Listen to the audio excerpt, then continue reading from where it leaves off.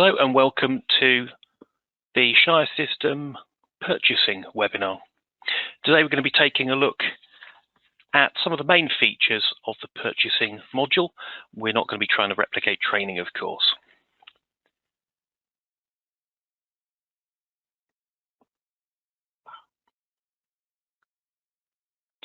A few things to look at. First of all, we've got the two purchasing icons here. We have the main purchasing module there, which takes us into the details of the purchasing, and we've got the purchase requester. If you already have work requester, buying the purchasing module will give you access to purchasing requesting as well. More on that later. Before we set anything up, or before we try and use it, we will need to go into the lookup tables, and certain items will need to be put in here, such as your purchase order prefixes. And if we take a look at these, we can select the delivery address, invoice address, and so on. So the more we do here, the less there is for people to do every time they put a purchase order in. The reasons we might be wanting to purchase items, reasons for rejecting them, and of course, different currencies and the number of approvers required for a particular value in that currency.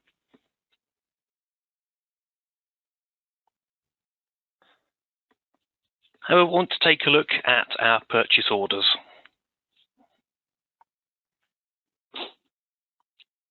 Take a look here. I can see that this particular call-off purchase order has been set up for 2 items. I don't have to go into the detail to see some of what I need to know about it. If I want to see the full detail, I'll just click on the number and we'll go into the purchase order detail itself, look at the items that are in there, and you'll notice it shows the quantity, how many have been delivered, how many are outstanding, any notes or addresses, and documents related to it. And of course, deliveries that have been received, invoicing, and the email history of this particular work order, purchase order.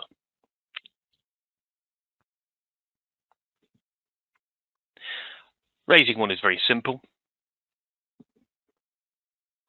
Need to choose what type we're raising, be it blanket, call-off, normal, or a service.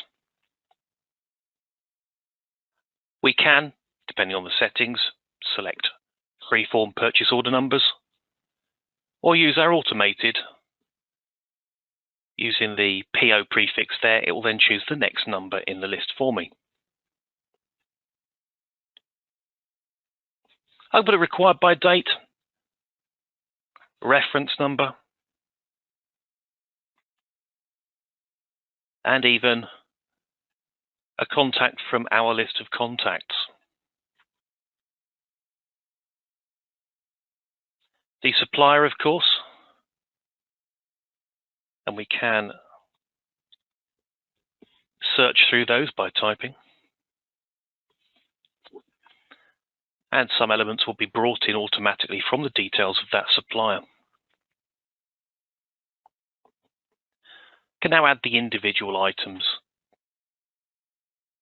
to this purchase order. If it's a part on our parts list, I can look for it, and it will then fill in the description and, in some cases, the price that it was last purchased at.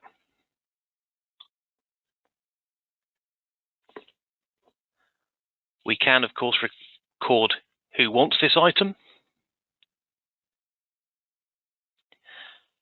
a purchase reason, and it could be for a specific work order, it could be for a specific work subject.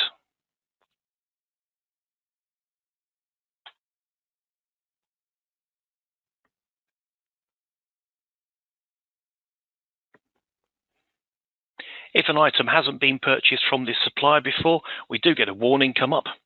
If we're wrong about selecting that supplier, we can cancel this or OK, and this part is now automatically added to that supplier as a part they provide. We can add other items or just finish where we are. Now we can see the one item that we've requested 3 of. This won't go anywhere at the moment until, of course, it is approved, and people can be given approval rates. They can then choose to come in here and approve it.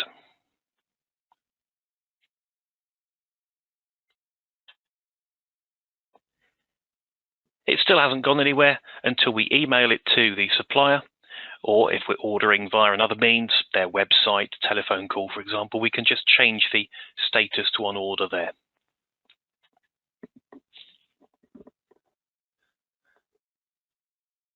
Once we've done that, we're then capable of receiving the goods, of course, return items to the supplier, even email it once again. Receiving goods once they arrive. We don't need much information. We need their delivery note number, the date of the delivery, and of course the time, and how many we have received of that particular item in this delivery.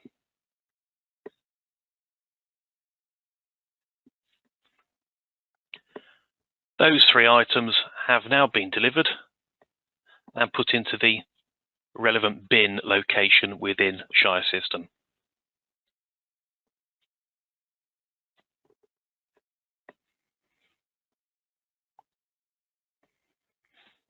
It's still showing up on our list of purchase orders because although it's been delivered, we haven't done the invoice checking, we haven't closed that particular purchase order down.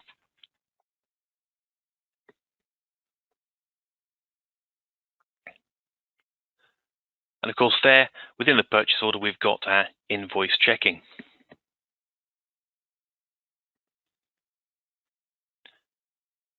Invoice number, the date of the invoice. The time will default to the system default if you don't choose a time in there. Even though that's a yellow field, we can ignore it. And then we're looking at, is there a delivery charge? What is the amount and the tax amount? If we put our amount in,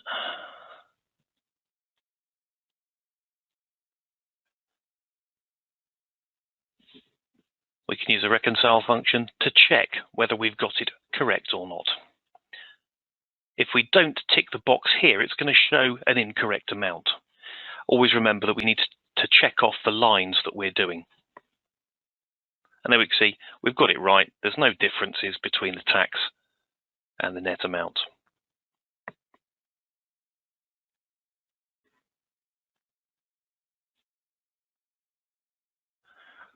Once it's invoice checked, we can, of course, approve invoice for payment.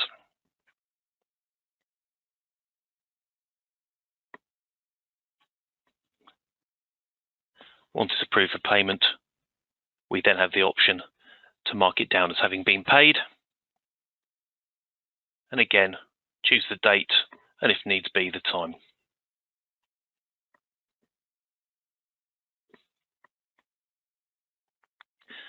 The last part to do would be to close the purchase order off, although that can be automated.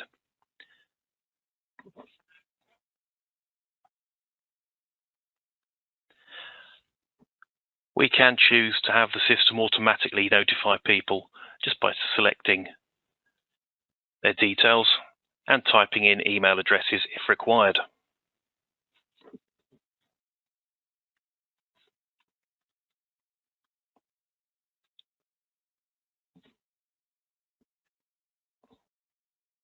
A relatively painless experience. Of course, there's much more that we can do with this. We have got the option, as I mentioned before, of putting purchase requests in, so people can request items that they need and give us reasons why. This also comes as a shortcut which allows people to log in without taking up one of your full licenses. Very simply, when do they need the item? Who are they? And if our contacts have been set up correctly, it will put their contact details in. And then it's what do they want and how many. Again, as before, if it's a stores item, they can choose it from the list here. Or they can type in exactly what they're looking for.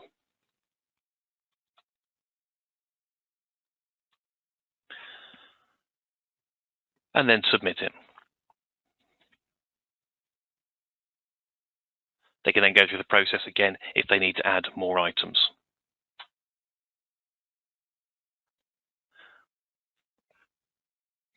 Back in the, oops, it's logged me out. Back in the main system, we'll be able to see there, it's come through already.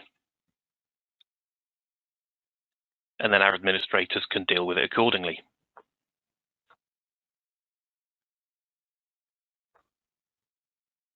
And they can add it to a new purchase order. They can add it to an existing one.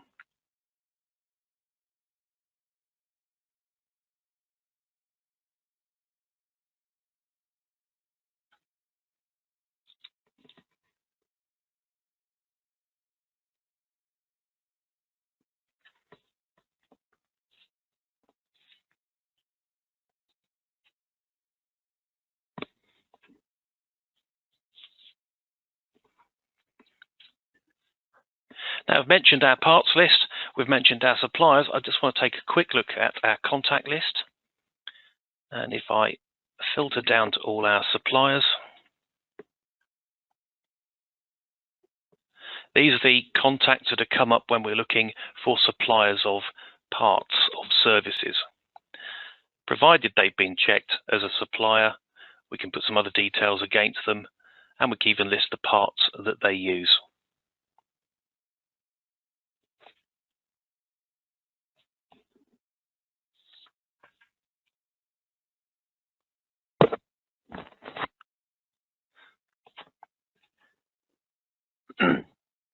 Now, if we look on here, we've got more than just purchase orders and purchase requests. We've got the ability to put in quotation requests.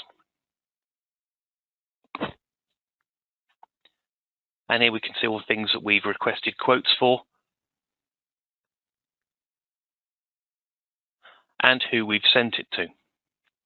We can also see the response that they've sent back, the price, total, and the lead time in days. If there is going to be a delay, we'll be able to see it here. See there individually, £127.99 from this supplier. No discount, no minimum order quantity.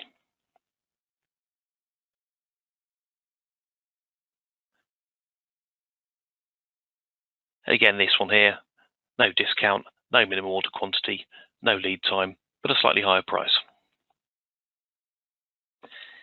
This allows you to then choose to use this quote on a specific purchase order.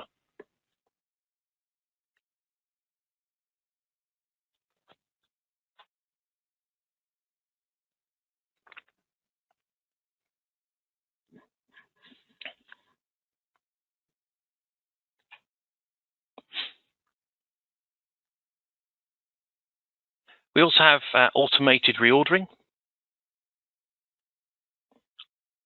This is taking a look at the parts due for reorder in my materials module, and it's coming up with a suggested reorder number. I can choose individual items, or I can choose to accept everything on this entire list. And if necessary, approve these purchase orders all in one go.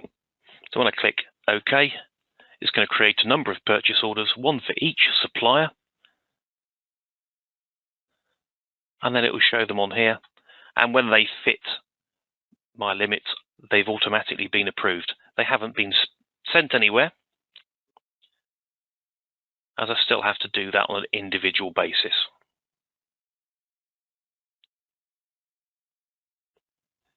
This makes reordering of your stock items much quicker and much simpler.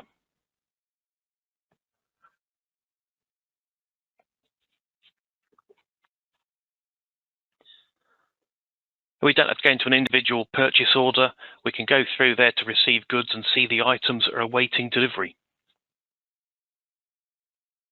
And then we can go find the items, again give the delivery note number as before, and state how many of a particular item have arrived. This of course might be a partial delivery.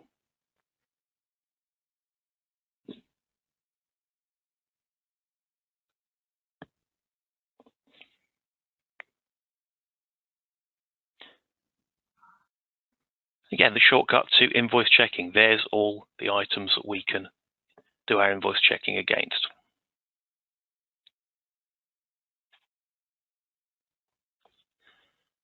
If we need to export our purchase orders or purchase requests, we can export them in either Excel or CSV formats, and we can choose specific ones.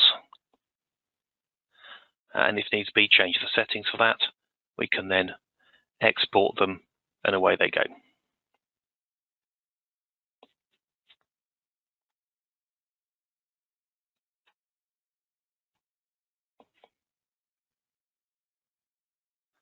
There's ability to do credit note checking, of course, as well. And if I take a look here as well as invoice credit notes, we can deal with any credit notes we've been given by our suppliers.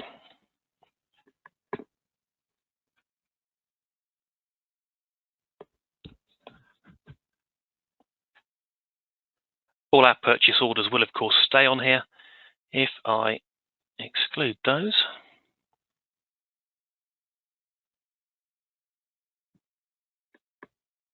I can see a lot more rows than I could just now. So I can see all the ones that have been delivered, closed, and so on.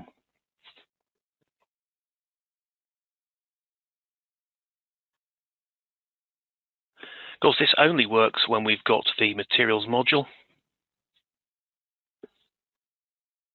which is part of another webinar.